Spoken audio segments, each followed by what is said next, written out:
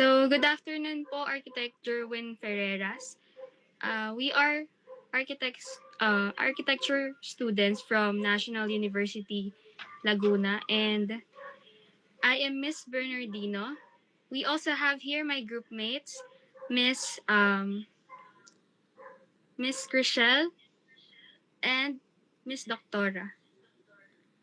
So, Architect, can you tell a bit of information about yourself po? Okay, I'm Jerwin Ferreras from graduate of University of Santo Tomas, batch 96. Okay, so I started my career as a practitioner, private, under the construction firm of my dad. And spent a year in Singapore, after which I went home and did private practice and build up my own firm, separate from my dad, which entirely focus on design. Ito yung Ferreras Design Marks. And until now, I'm currently practicing consultancy in various local governments. Design Marks evolved into a design firm, into a consultancy services. And on the side, I'm doing academic works for University of Santo Tomas as well. Concentrating on design, planning, and infrastructure development. Yun po. So, thank you po, Architect. It's a pleasure to know you. And proceeding to the interview proper po, we invited you in this conversation for us to learn from your personal experiences and knowledge. So we have a set of question. We have 5 questions po. And this will be started by Miss Chriselle. Okay. Hello po. For our first question po, what are the specific tasks of the job po? Specifically, what aspect, Ma'am Chriselle? Ano po ulit? Specifically on what aspect? In terms of anong aspeto yung question mo? About po sa sige. Yeah. Sa construction po. In terms of construction. Opo. Yes, pwedeng paki-elaborate yung question, please. Can you rephrase it?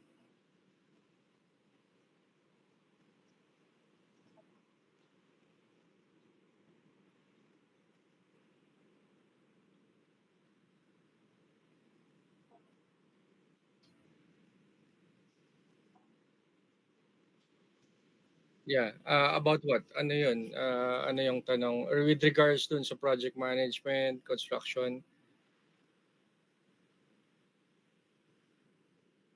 Mm.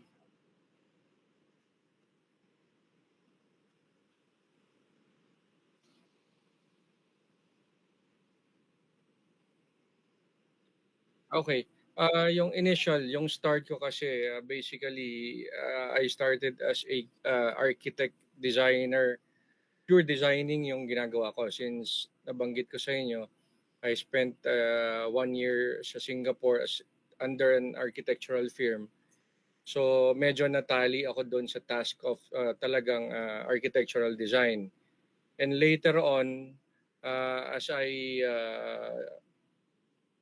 built my own firm, nagkaroon ng offers in terms of construction. So I was on the side of a contractor. Okay, so design and construct yung naging in terms of tinatanong ba kung ano yung experience with regards to that? Yung ano po, yung task po nung sa trabaho po niyo. Okay. So in terms of tasking doon sa isa-isahin ko na lang, no? So as an architect designer, ang main task mo is to satisfy firstly yung requirements ng owner. Okay? Based on the project demand, kung ano yung project na hinihingi sa iyo. Okay? So architect designer focuses merely on doon sa end user, okay, in coordination with the other trades. So meron kang contractor na kausap at the same time, meron kang project manager na kausap on the other hand. So ikaw ang parang nagme-merge in between doon sa needs ng design ng owner and both satisfying yung architectural requirements in terms of planning. Okay? So basically you need to focus more of protecting doon yung implementation ng design, okay, protecting yung if the plan is being followed, okay, and protecting as well yung iba't ibang ethical na coordination in between trades. So doon naman sa side of being a contractor, okay, it is as one of the stakeholders ng isang project, okay, so kailangan mong i-comply both yung requirements ng owner, yung designer, ang requirements niya in terms of yung full implementation of the plan, okay, and both satisfying yung project manager, adhering naman doon sa professional practices standards natin. Okay? So as a project manager naman, you barter in between. Okay? You satisfied all the interest ng owner, okay? Interest ng designer and interest ng contractor. So we protect them by following the documentation, yung proper documentation and the proper management standards, okay, according to project management standards. Okay, so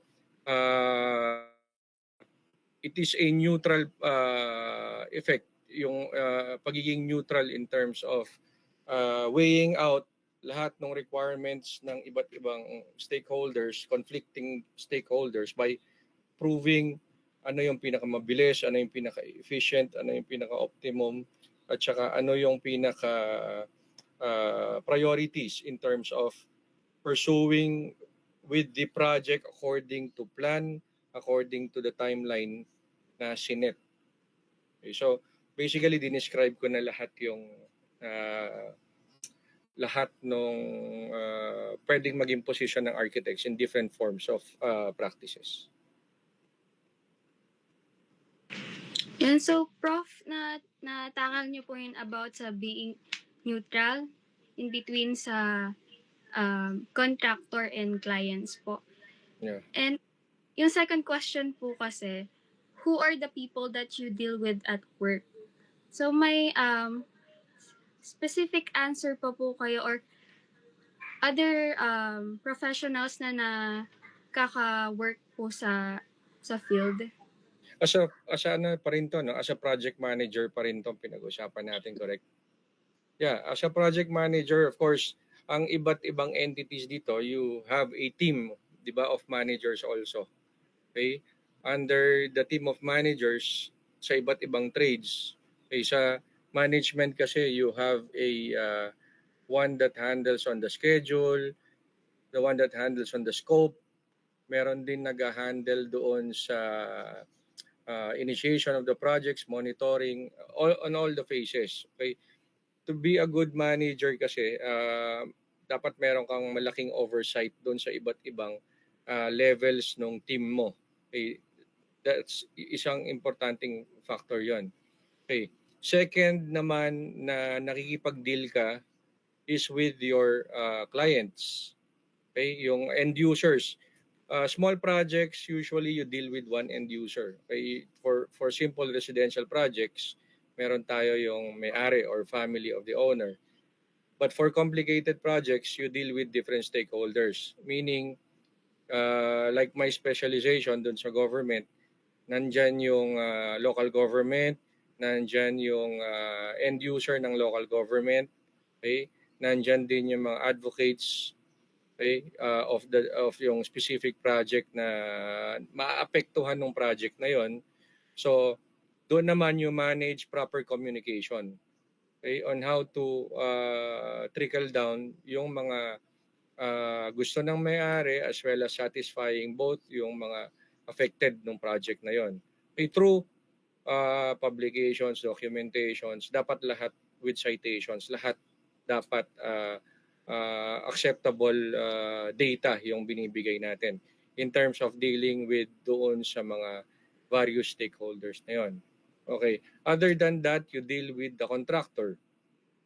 Okay. Sa contractor naman, you need to protect yung iba't ibang trades under them.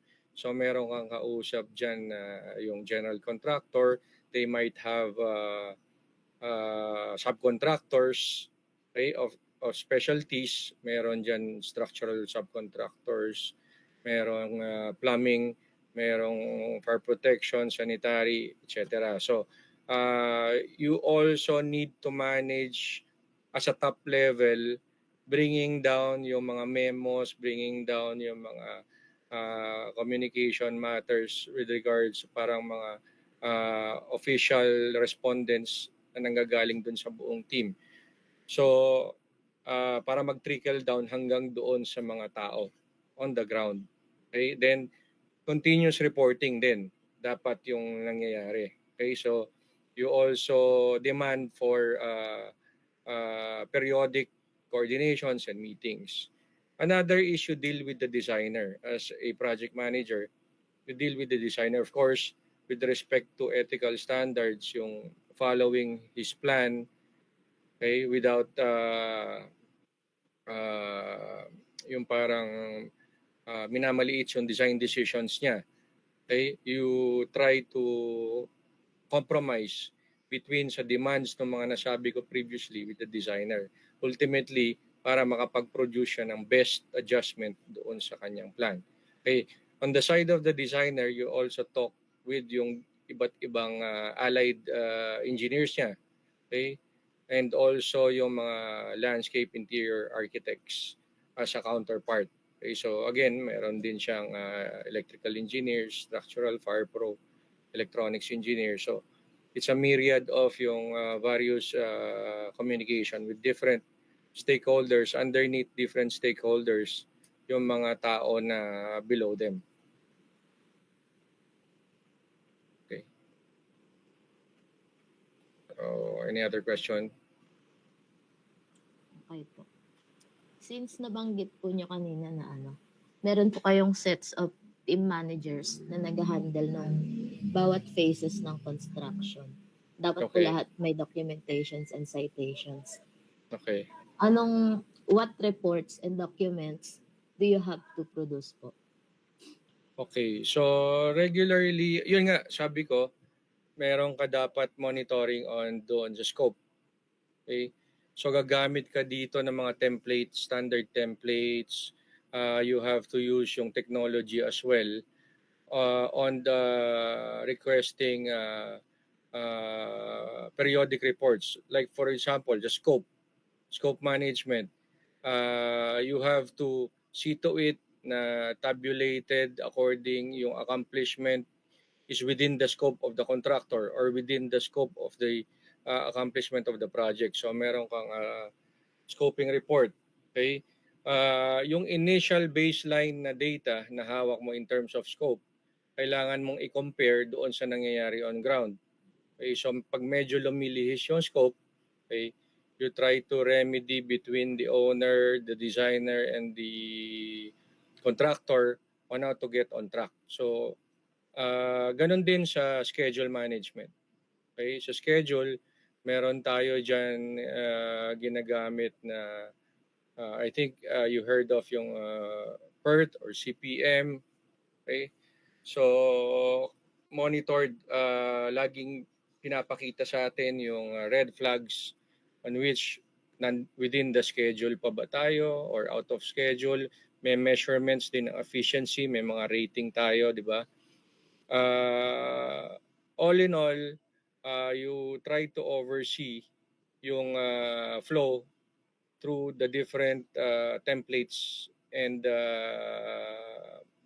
charts na ginagamit natin as yung mga assets natin, yung mga organizational process assets natin na mga ginagamit in terms of monitoring. So I mentioned about scope, I mentioned about schedule, I mentioned about also yung if we need to tailor, okay, kung kailangan nating i-fast track yung trabaho given yung mga agile circumstances doon sa project, kailangan nating i-produce lahat. We do log reports, meron tayong mga memos dyan. In terms of initiating documents, meron tayong mga legal permits, legal tender documents, bid documents. Okay, so phase by phase, according dun sa status ng project or phase ng project, meron yung equivalent na documentation. Like for instance, sa umpisa, we need to establish charter, we need to produce the contracts, the legal documents. Then, as we go on, monitoring documents, ina-update natin ang ina-update on until sa closing whereby we log yung mga as-built documents, yung mga proper transfer of technology, yung lessons learned, okay, both to comply dun sa progress ng company and both to comply yung mga end user and owners natin. Thank you, Architect. Since natakal din natin kanina yung about sa having a lot of tasks as a construction manager or a construction supervisor as an architect, the next question is, what are the challenges and common problems of your job? Okay. Basically, mako-qualify din natin dun sa mga binigay kong processes of management. In terms of scope, usually, ang na-encounter na dyan is yung mga demands from different stakeholders, di ba? Usually, as the project progresses, may mga nakikita sila na we need to change, we need to improve, okay? May gusto silang bago. With the lack of imagination, minsan ng mga non-technical people, okay, we have to decide whether if kailangan natin pagbigyan or i-compromise yung mga bagay-bagay in order to keep on track. Kasi apektado lahat yan eh. Pag nagalaw yung scope, magagalaw yung schedule, magagalaw din yung budget. Okay, so meron din tayong budget management.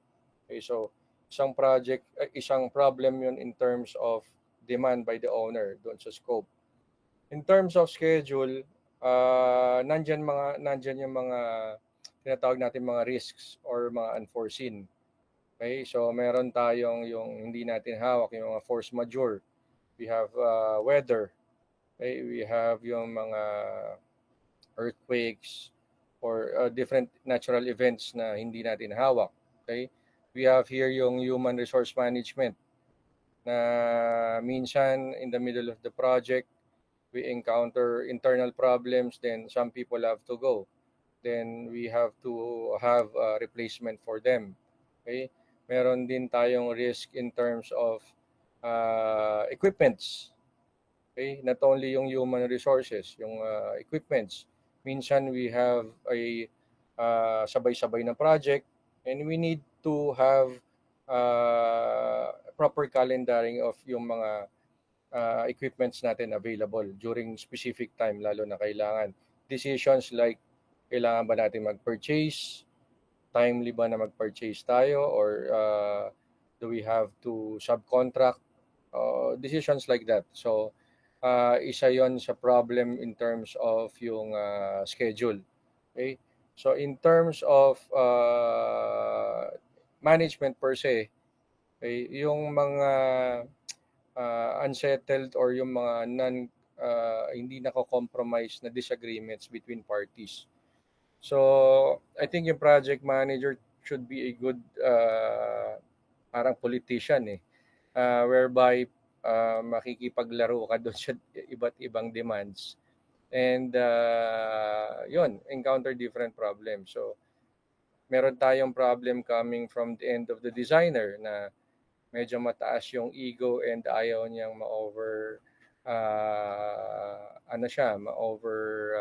shadow siya ng mga iba't ibang trades. Okay, most especially yung mga non-technical people. So how do we paano natin i-treat siya? Okay, so it's about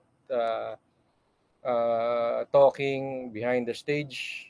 Okay, kung kailangan pipiliin mo kung you need to meet the entire group or you have to meet selected executives or you have to meet personnel para lang mapagbigyan yung mga problema na yon. Okay, so meron tayong problems na hawak, may mga problems tayo na out of our control. Kaya nga meron tayong different arms of yan, papasok yung risk management natin. Okay, so we also use expert judgments from different experts kasi we ourselves hindi natin kayang isolve lahat ng problem. Okay, so in terms of pagko-compromise, kailangan talaga natin ng expert recommendations. Okay?